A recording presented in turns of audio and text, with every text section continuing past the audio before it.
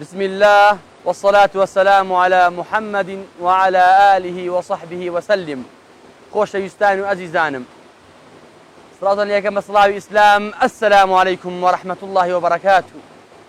ئەزیزان و خۆشەویستان، ئیماندار ئەبێ بێدەسەڵاتی خۆی بەرامبەر خودای گەورەی خۆی بتەسبێنێت. هەروەکو شاعیر ئەڵێ: أنا مذنب، أنا مخطئ، أنا عاصي،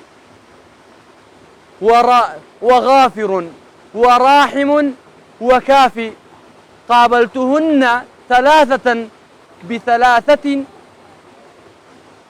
لتغلبن أوصافه أوصافي. الله الله، لم شعر بفيزاء عليه.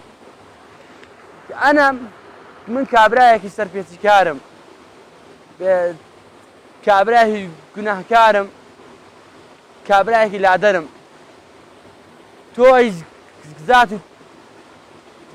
ذاتی گەورە، غافری، لێخۆش بووی، کافی، هەر تۆمان بەسە. ئەگەر من بێم مقارنەی ئەم سێ وەسفە بەم سێ وەسفە زەلیلیە خۆم بکەم، ئەوە وەسفی تۆ زاڵە بەسەر وەسفی منە. ئاخر بۆیە پێغەمبەری خوا صلی الله علیه وسلم لە درەنگانی شەودا هەتا وەکو بەرەبەیان شەو نوێژی ئەکرد و قاچەکانی ئەسوور ئەبوو.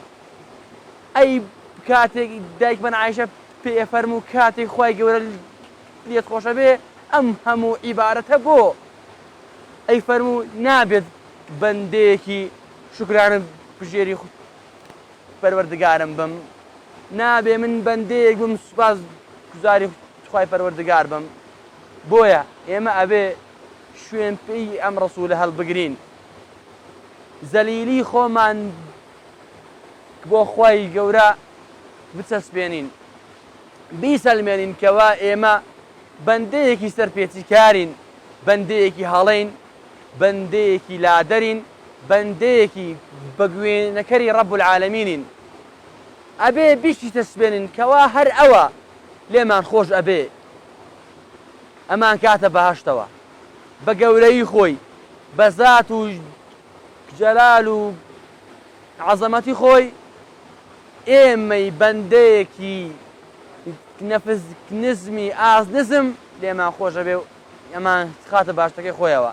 خۆشەویستان و ئەزیزانم، با ئێمە هەمومان بەندەیەکی سوپاسگوزاری خوای پەروەردگار بین، داوای لە خوای گەورە بکەین بەلیقای خۆی شادمان بکات و لە جەنەت المەئوا کۆمان بکاتەوە و بۆ ئەوەی ببینە بەندەیەک لە بەندە هەرە چاکەکانی خۆی و لە فیردەوسی ئەعلا لە خزمەت یار و یاوەران و سدیق و شوهەدا و ئەنبیا دەکەوان بکاتەوە.